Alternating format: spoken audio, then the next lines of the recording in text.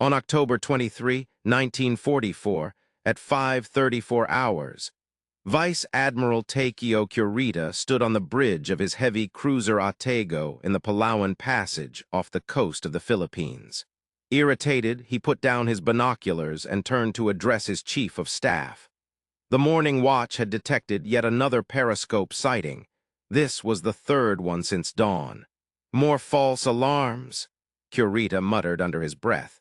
A comment later noted in Lieutenant Commander Ishiguro Nobu's post-war testimony given to the U.S. Strategic Bombing Survey. Lookouts were spotting periscopes everywhere, causing unnecessary panic. 23 minutes after this exchange, Kurita's flagship erupted into flames from 4 torpedoes launched by USS Darter. The admiral struggled in the oil-soaked waters as his vessel sank within 18 minutes. He was witnessing a phenomenon that Japanese naval officers had long considered impossible. American submarines were dismantling what Japan deemed its mightiest surface fleet since Midway. By sunset, 3 heavy cruisers would lie at the bottom of the ocean, victims of just 2 American submarines. The destruction was being meticulously recorded in the wakes left by torpedoes across the Pacific. Despite overwhelming evidence to the contrary, Japanese leaders clung to their belief that American submarines were not inflicting significant damage on Japan's merchant vessels and warships. This stubborn denial persisted until the end of the war, highlighting how institutional arrogance and flawed doctrine can obscure military leadership from existential threats. The origins of this blindness dated back to the 1920s, when the Imperial Japanese Navy crafted its strategy for a future conflict with America. The plan, honed through numerous war games at Tokyo's Naval War College, foresaw a decisive surface battle in the Western Pacific, akin to the Battle of Tsushima. In this vision, submarines would serve as scouts for the main fleet, weakening American forces en route across the ocean. Their primary targets were to be warships. Merchant vessels were considered unworthy. This strategy was formalized in the 1930s under the doctrine of attrition and decisive battle, shaping every facet of Japanese submarine design and training. Captain Takutani Toshikazu, who commanded submarine Eminis 8 during World War II, recounted in his 1962 memoir that they were taught attacking merchant ships was dishonorable and a waste of torpedoes meant for warships. The American emphasis on commerce raiding appeared to underscore their limited grasp of naval warfare tactics. This strategic oversight was bolstered by Japan's experiences during the early stages of 1942, when Japanese forces were rapidly advancing across the Pacific. Despite this aggressive expansion, their submarines yielded little success against Allied shipping. I-boats patrolled the waters off the American West Coast, Australian territories, and the Indian Ocean, but managed to sink only a small number of merchant ships while primarily searching for elusive warship targets. The Japanese naval leadership concluded that if their highly regarded submarine force could not significantly disrupt Allied commerce, then the perceived inferiority of American submarines was irrelevant. The statistical data from Japan's own records supported this viewpoint. By June 1942, Japanese submarines had sunk just 98 merchant vessels, amounting to roughly 420,000 tons over a period of 6 months, with an average monthly destruction rate of approximately 70,000 tons from their fleet of 64 submarines. Given these modest results achieved by what was thought to be Japan's superior submarine force, it seemed improbable that American submarines could pose any substantial threat. The first notable successes of American submarines against Japanese shipping commenced shortly after the Pearl Harbor attack, yet Japanese naval intelligence consistently undervalued or dismissed such losses. For instance, when USS Gudgeon sank the 54 zero-ton freighter Eminis 73 on January 27, 1942, marking the first confirmed U.S. submarine kill of a Japanese merchant vessel, The loss was attributed to a mine rather than enemy action. This pattern of misattribution persisted throughout the war. Commander Fujimori Yasuo, who served in the Naval General Staff's Intelligence Division, later revealed during post-war interrogations that rigid protocols were in place for analyzing losses. If a ship vanished without witnesses, it was presumed lost to marine mishaps. Explosions reported by survivors often led to entries of probable mine incidents. Only when there were specific reports indicating submarine or torpedo attacks would the loss be officially attributed to such an attack. Moreover, this undercounting was exacerbated by inter-service rivalry within Japan. The Japanese Army, which operated its own sizable shipping fleet, frequently withheld loss reports from the Navy. As a result, many disappearances of Army transports went unreported in naval statistics altogether. The Army transport Tsurugamaru, which weighed in at 6783 tons, and was sunk by USS Pickerel on April 7, 1943, did not appear in naval loss records until after the war's conclusion. By December 1942, American submarines had already sunk a total of 580,000 tons across 139 Japanese vessels. In contrast, Japanese naval intelligence only acknowledged losing 67 ships amounting to 230,000 tons to submarine attacks during the same period. This discrepancy was growing alarmingly wide. The year 1943 marked a shift in American submarine warfare from mere harassment to systematic destruction. Issues with American torpedoes had been resolved by this time, and new fleet submarines equipped with enhanced radar capabilities, extended range, and increased torpedo capacity were introduced into service. Crucially, American codebreakers were decoding Japanese convoy routes nearly in real time. These improvements led to immediate and severe consequences for the Japanese. In January 1943 alone, American submarines sank 35 Japanese ships totaling 150,000 tons. By June of that year, monthly losses had surpassed 250,000 tons. Despite these substantial losses, Japanese naval headquarters continued to report submarine damage as minimal compared to operational necessities. The stark contrast between reality and official reports became painfully clear in the fate of convoy operations.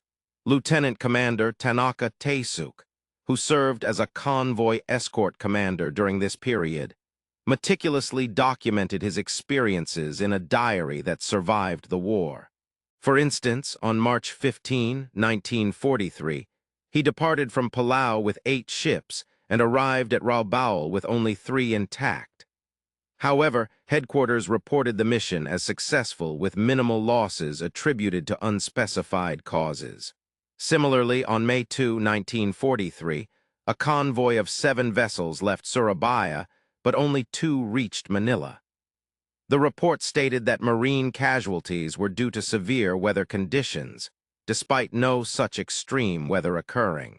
In another instance, on August 20, 1943, a convoy of 12 ships set out from Singapore, with just 4 reaching their destination. Official records noted sporadic losses from various causes while declaring the operation as satisfactory. The Japanese Navy's Confidential Intelligence Summary for September 1943, declassified after the war, disclosed that the total merchant losses were 172,000 tons for that month. Post-war analysis revealed actual losses to be 263,000 tons, with over 200,000 tons attributed specifically to submarine attacks. By early 1944, Japan was grappling with a severe shipping crisis that endangered its very survival. The figures were alarming and irrefutable, yet the Japanese leadership managed to engage in impressive feats of statistical maneuvering to avoid addressing the harsh reality. At the outset of the war, Japan possessed around 6.3 million tons of merchant shipping. By January 1944, despite adding 3.2 million tons through new construction and captured vessels, the merchant fleet had dwindled to just 4.8 million tons. The arithmetic was clear. Over 2 years, Japan had lost 4.7 million tons of shipping capacity. However, according to the Imperial Navy's official estimates, only 1.2 million tons were attributed to enemy submarine attacks. Captain Atsushi Oi, who worked in the Naval General Staff's logistics department and later testified after the war, remarked that they knew ships were vanishing, but refused to acknowledge submarines as the principal cause. It was institutionally impossible for them to admit that the enemy had effectively employed a strategy they deemed useless and dishonorable. The Japanese Navy's doctrine created a cognitive prison, making it difficult to accept fundamental errors in judgment without acknowledging significant failures. Instead, losses were attributed to an expanding list of alternative causes such as marine accidents, mines, aircraft, surface raiders, weather conditions, anything except submarines. In June 1944, American Wolfpack tactics introduced a new horror for Japanese shipping. Coordinated groups of 3 or 4 submarines began operating in concert, targeting convoys with devastating impact. The Japanese, who had never developed effective pack tactics themselves, were entirely unprepared for this strategic evolution. Convoy High 71 departed Singapore on August 10, 1944, bound for Japan carrying critical supplies of oil, rubber, and tin. The convoy comprised 12 merchant vessels and 6 destroyers, a strong escort by Japanese standards. What transpired would become one of the war's most devastating convoy battles. Between August 17 to 19, 1944, American submarines repeatedly attacked the convoy. The USS Russia, alongside Spadefish, Redfish, and Bluefish, executed a coordinated assault that resulted in an unparalleled massacre. Over 85 Japanese personnel perished within a span of less than 24 hours. A transport ship carrying 4755 troops sank with the loss of its 85 zero-ton cargo destined for Matsumaru. The 11,600-ton T. Amaru also went down with 2665 soldiers on board. In total, 7 vessels exceeding 40,000 tons were destroyed. However, the Japanese Navy's official report titled High 71 played down the extent of this disaster. During a convoy operation, enemy submarine activity was encountered, leading to significant losses among several vessels. Although escort operations managed to partially succeed in delivering some ships, they did not prevent substantial damage. Commander Haratamichi, renowned for his skills and experience as a destroyer captain in numerous convoy battles, later noted that he repeatedly reported the true scale of the submarine attacks. His reports were consistently altered by headquarters, who refused to acknowledge the effectiveness of American submarines.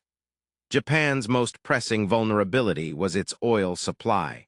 The conquered Netherlands East Indies provided abundant petroleum resources, but without tankers to transport this fuel to Japan, it became largely useless. Recognizing this, American submarines prioritized targeting these tankers, causing severe damage. At the outset of the war, Japan had a tanker capacity of 578,000 tons. Despite efforts to build more ships, this figure peaked at 873,000 tons in 1943. By early 1945, however, tanker tonnage had plummeted to just 266,948 tons, less than half the initial capacity. The arithmetic of fuel shortages was relentless, yet Japanese planning continued to assume that tanker losses would remain within manageable limits. Captain Kazutaka Shirashi, who oversaw the tanker Nippon Maru, documented his experiences in his diary. Each journey is a game of Russian roulette. Despite headquarters' insistence that tankers are too swift for submarines and should sail alone, this notion is delusional. I have been targeted 4 times during my voyages. My survival has hinged purely on chance. On January 14, 1944, Shirashi's luck finally expired when USS Nautilus launched 3 torpedoes at the Nippon Maru near Saipan. The tanker, carrying a crucial 2,000 tons of aviation fuel out of its total capacity of 9,975 tons, sank to the ocean floor. Japanese records attributed the sinking to probable mine damage. Throughout 1944, the losses among tankers intensified dramatically. In October alone, American submarines dispatched 23 tankers totaling 178,000 tons. The Imperial Japanese Navy's War Diary acknowledged rising tanker casualties from various sources, but proceeded with operational plans assuming regular fuel supplies would be available. By late 1944, Japan endeavored to introduce a more organized convoy system, yet it was insufficient and delayed. The Grand Escort Command set up in November 1943 had been allocated inadequate resources and authority. Furthermore, Japanese anti-submarine warfare technology lagged far behind Allied standards. Captain Mitsuharu Matsuyama, who led escort vessels, expressed the dire circumstances. Our fleet lacked radar and sufficient sonar equipment to combat enemy submarines effectively. We also struggled with insufficient depth charges and poor communication between escorts. American submarines attacked at night while on the surface, utilizing radar technology we did not possess, rendering us unable to detect them in turn.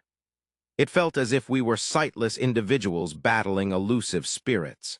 The data revealed an overwhelming pattern of failure.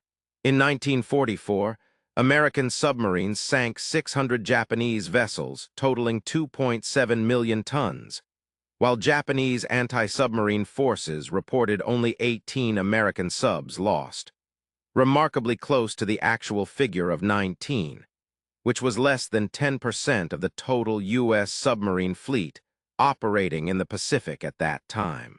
This disparity resulted in a devastating exchange rate. For every ton of an American sub destroyed, Japan lost 141 tons of shipping. Such losses were unsustainable.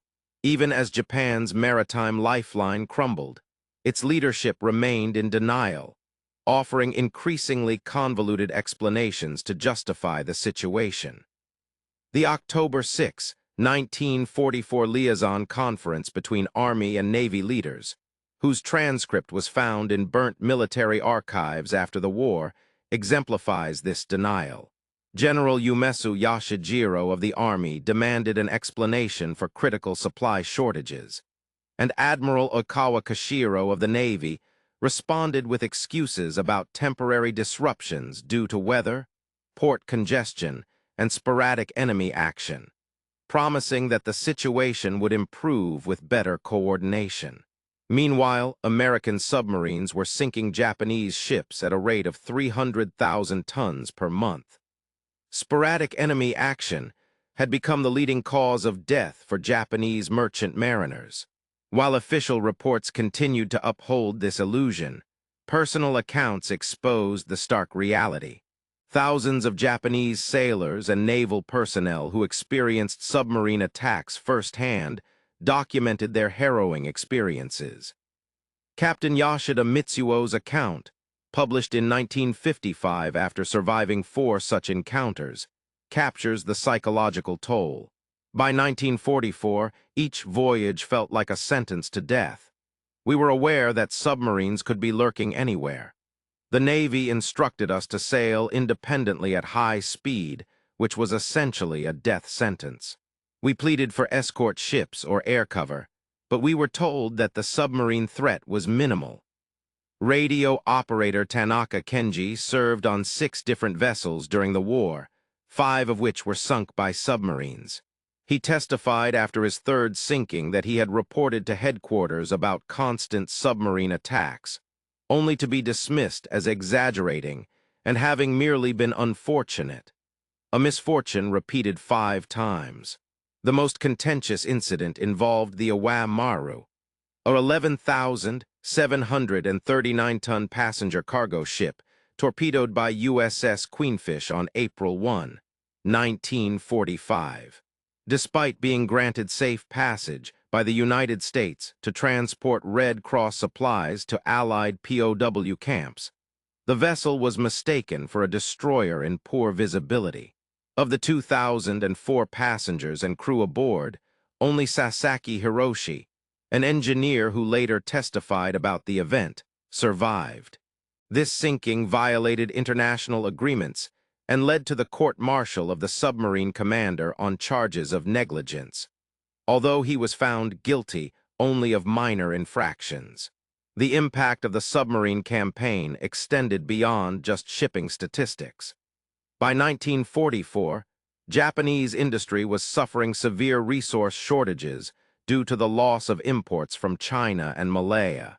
In 1943 alone, Japan imported 4.3 million tons of iron ore, but these numbers were officially downplayed despite being catastrophic for the nation's steel production. By 1944, although controlling the same territories, imports had dropped to just 2.1 million tons. Steel production, which reached a high of 7.8 million tons in 1943, plummeted to only 0.8 million tons by 1945. The missing iron ore was at the bottom of the Pacific Ocean. Aluminum production also suffered a significant decline. Bauxite imports from the Dutch East Indies fell from 750,000 tons in 1943 to 280,000 tons in 1944. In 1945, aluminum production dropped drastically from 151,000 tons in both 1943 and 1944 to a mere 7,000 tons, representing a decline of nearly 95%, primarily due to submarine attacks.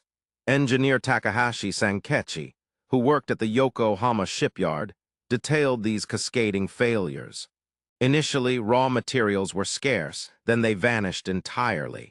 We had workers and facilities, but no materials to work with. Management claimed that supplies were en route, but we knew they were lost at sea.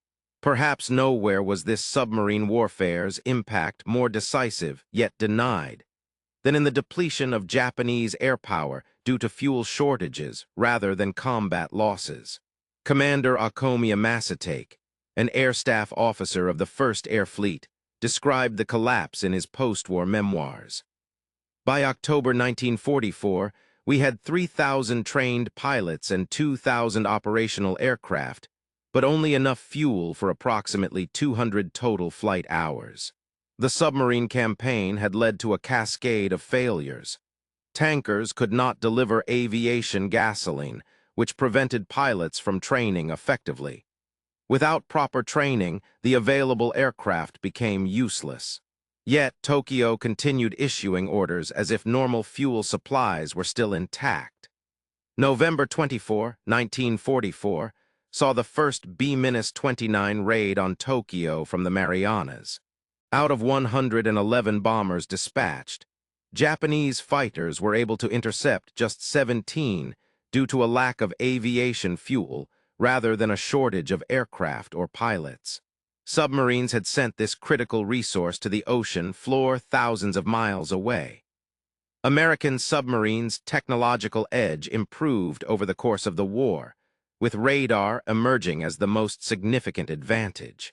By 1944, all U.S. submarines were equipped with SJ surface search radar, enabling them to detect targets at night and beyond visual range. Japanese escorts remained largely unaware of these capabilities. Lieutenant Commander Yamada Takedo, who commanded the destroyer Shigura, described the tactical predicament his crew faced. They could be seen by their enemies while being unable to see them in return. American submarines tracked convoys from afar and attacked at night, using speed and radar to evade detection. Japanese escorts found themselves grappling with an unseen foe. Although Japan possessed radar technology, it struggled to deploy it effectively due to component shortages caused by submarine interdictions of raw materials. By the end of 1944, only about 30% of Japanese escort vessels carried any form of radar, mostly primitive sets with ranges under 5 miles. In contrast, American SJ radar could detect targets at distances up to 15 miles. This technological disparity led to increasingly one-sided engagements. USS Batfish exemplified this superiority in February 1945 when she sank 3 Japanese submarines, Rose 55, 112, and 113, over the course of 76 hours after detecting them with radar before they knew she was there. The fuel crisis induced by submarine activity directly contributed to Japan's adoption of kamikaze tactics. With insufficient fuel for proper training, military leaders opted for minimally trained pilots, tasked with one-way missions that required only basic skills to take off and aim at a ship. Vice Admiral Onishi Takejiro, the architect of the kamikaze program, privately acknowledged this link. Captain Inaguchi Rikihei, the chief of staff, documented Onishi's statements. "We have enough fuel for only one mission per aircraft. Our options are to squander it on insufficient training or employ it in a decisive strike. The submarines have made our choice clear." The initial coordinated kamikaze assaults on October 25, 1944, involved pilots with an average of just 40 hours of flying experience. Prior to the submarine campaign that severely limited fuel supplies, basic combat training required at least 300 hours. In essence, the submarines had unintentionally precipitated the dire circumstances that led to the emergence of kamikaze tactics. As 1945 dawned, Japan's merchant shipping stood at only 2.1 million tons, roughly one-third of its pre-war capacity, and insufficient to sustain the home islands. American submarines were sinking ships faster than Japan could construct them, yet official planning persisted in assuming that shipping tonnage would somehow recover.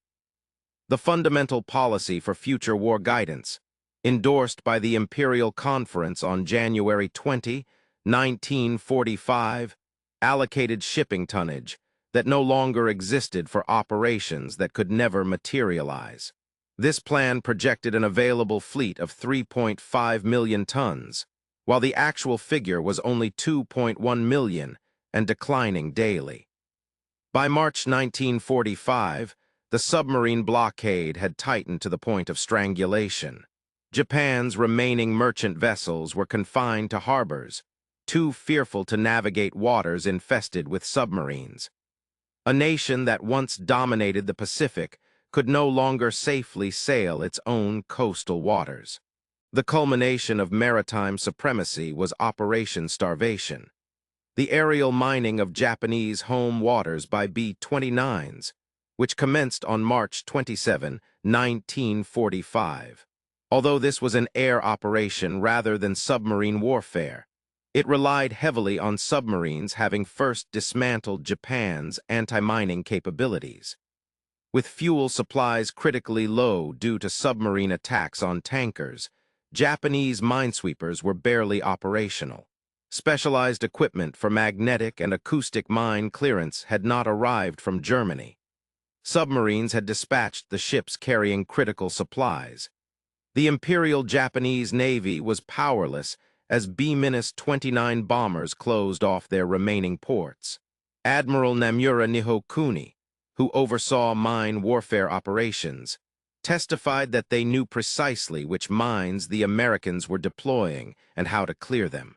However, a lack of fuel prevented the deployment of minesweepers, and inadequate equipment hindered mine clearance efforts. Both issues directly stemmed from submarine attacks. The final major convoy from Singapore, designated High 88J, departed on March 26, 1945. Its fate exemplified Japan's inability to safeguard essential shipping routes. On March 29, 1945, USS Ballow and USS Hammerhead, in conjunction with B-25 bombers from the 345th Bomb Group, obliterated the convoy. Out of 6 ships that set sail, only one managed to reach Japan. The massive 11,000-ton tanker Sarawakamaru sank, taking desperately needed oil with it. Following High 88J's destruction, no further convoys attempted the Singapore-Japan route. The lifeline of oil that had justified the war effort was severed. Japan's remaining ships could not move, its aircraft couldn't fly, and its factories ceased production.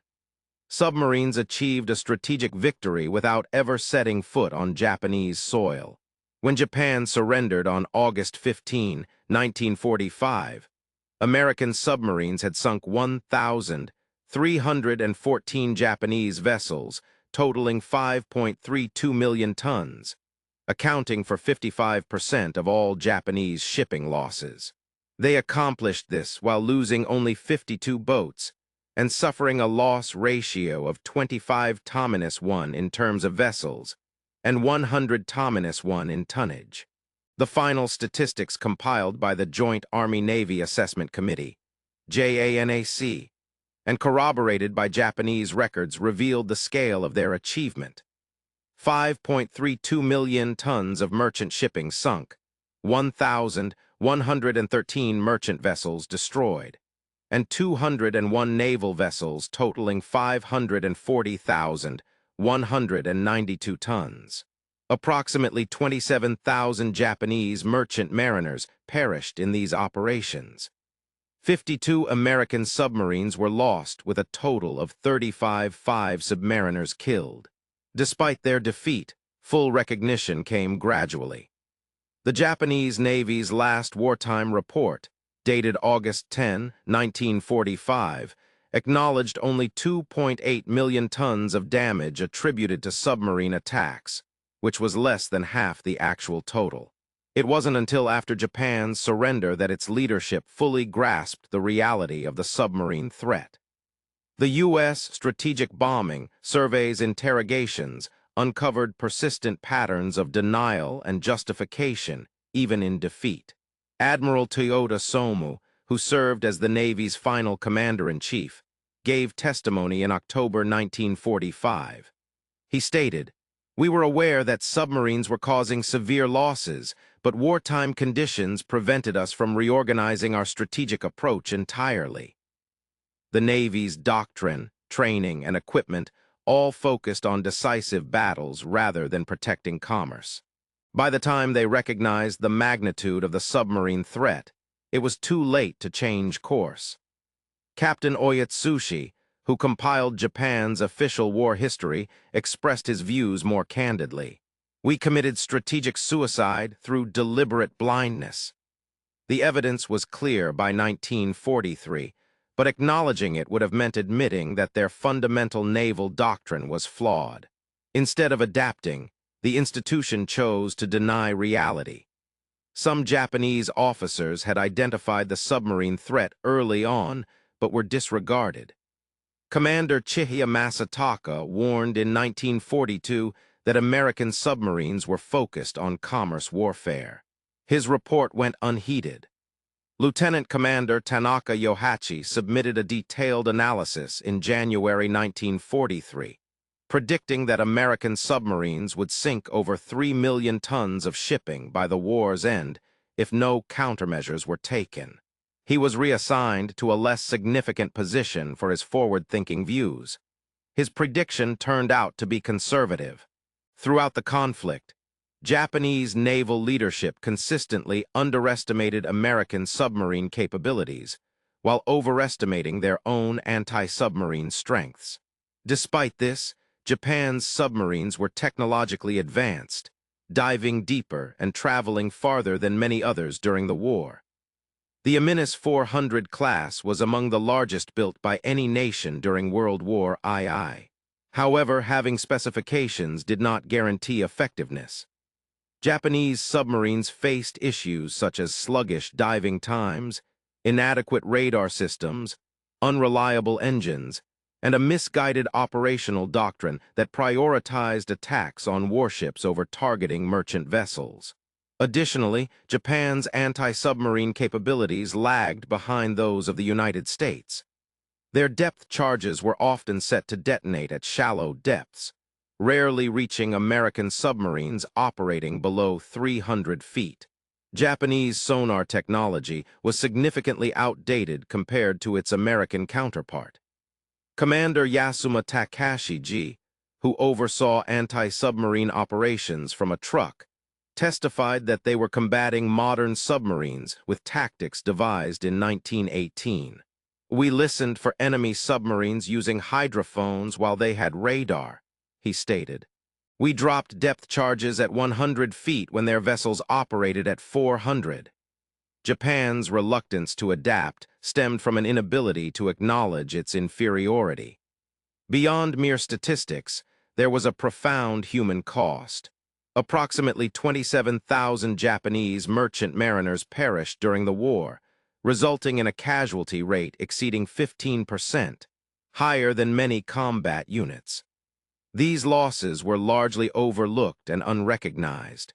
In contrast, kamikaze pilots were hailed as heroes, while merchant mariners who died from submarine attacks were rendered invisible. One survivor, Yamamoto Taro, who experienced 3 submarine sinkings, wrote, "We were considered expendable. The Navy dismissed submarines as a threat, but sent us to sea without any escort vessels. When we were sunk, they blamed our poor seamanship for the losses. Our complaints about safety were met with questions about our bravery and courage. Survivors endured severe psychological trauma that went undocumented, as Japan had no concept of combat stress for civilians. Merchant mariners who refused further voyages after surviving multiple sinkings were branded as cowards. The submarine campaign led to an economic collapse that preceded Japan's military defeat. By early 1945, Japanese wartime production had dropped to only 35% of its peak capacity, not due to bombing, but because of the material shortages caused by submarine attacks. This crisis affected every aspect of life in Japan.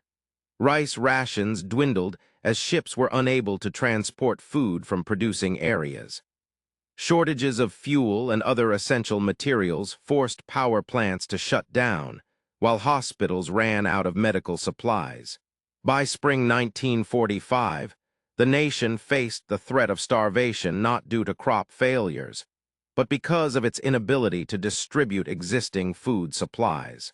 Suzuki Taikai, director of Japan's Economic Planning Board, testified that submarines had devastated their economy more comprehensively than 1,000 B-29 bombing raids could have. Bombing might destroy facilities which could be rebuilt, but submarines crippled the very lifelines of transportation, rendering an economy without its means of distribution as good as dead. American submarine commanders often expressed bewilderment at Japan's failure to adapt. Their patrol reports showed consistent astonishment over ineffective anti-submarine tactics employed by their adversaries. For instance, Commander Dudley Morton of USS Wahoo noted in January 1943 that Japanese escorts were predictable and ineffectual. They deployed depth charges according to fixed patterns regardless of the submarine's actual location. Similarly, in 1944, Commander Richard O'Kane of USS Tang reported that merchant ships sailed independently without zigzagging even during daylight hours, while escort vessels used active sonar continuously, thereby revealing their own positions. In his testimony, Eugene Fluckey, commander of USS Barb and the war's top submarine commander by tonnage, expressed surprise at Japan's failure to improve its tactics despite expectations to the contrary. In 1945, our military strategies remained the same as those employed in 1942. Despite the high costs, there was a reluctance to alter established doctrines. Japan had several chances to diminish the effectiveness of submarines, but missed them. Advanced U-boat technology and tactics from Germany could have been shared through Axis collaboration, but were largely disregarded due to their perceived irrelevance to Pacific warfare. The Germans made available sophisticated sonar systems, radar detection devices, proven convoy strategies used in the Atlantic, and acoustic torpedoes for combating submarine threats. Reports about these innovations reached Tokyo via naval attachés stationed in Berlin, yet there was little enthusiasm shown by Japanese authorities. A sense of national pride hindered Japan from acknowledging that German expertise might surpass their own in anti-submarine warfare. For instance, Commander Yoko Itashiyuki, the naval attaché in Berlin, documented, "The Germans had been battling submarines for 3 years and generously offered their hard-earned knowledge." Tokyo dismissed most suggestions as unsuitable for Japanese circumstances. The war's conclusion exposed staggering figures that defy easy understanding. Japan began the conflict with aspirations of empire, only to see those ambitions sink ship by ship under enemy torpedoes. By August 1945, Japan owned less shipping capacity than it did in 1868 at the outset of its modernization era. The destruction of over 5 million tons of ships amounted not just to vessels, but also to Japan's entire war-making capability. Oil never refined, iron ore never processed into steel, rice never distributed, raw materials never transformed into goods, and weapons never manufactured. The absence of these vital resources led to a significant military incapacity. Battleships were stranded due to fuel shortages, while aircraft remained grounded and factories went idle. A once industrial powerhouse challenging America had been reduced to relying on pre-industrial transportation methods. Several key factors contributed to Japan's failure to address the submarine threat, according to military historians. One was doctrinal rigidity. Naval doctrine became inflexible dogma, with any admission of the ineffectiveness of commerce warfare being impossible without conceding critical errors. Cultural constraints also played a role. The concept of saving face made it extremely challenging to acknowledge mistakes.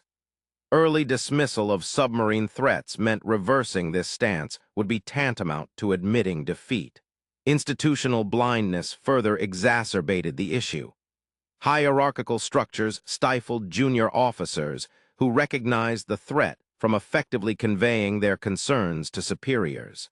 Senior officers, having previously dismissed submarines as a significant danger, found it impossible to alter their stance without losing authority and credibility.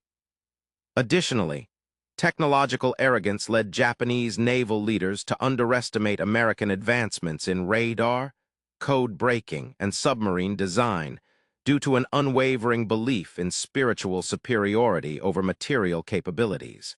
60 years after the war's end, Captain Haratamchi, a renowned Japanese naval historian, provided a definitive assessment.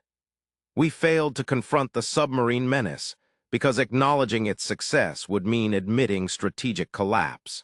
We preferred to live in comforting illusions rather than face harsh realities. That decision led to the loss of an empire and nearly brought down our nation."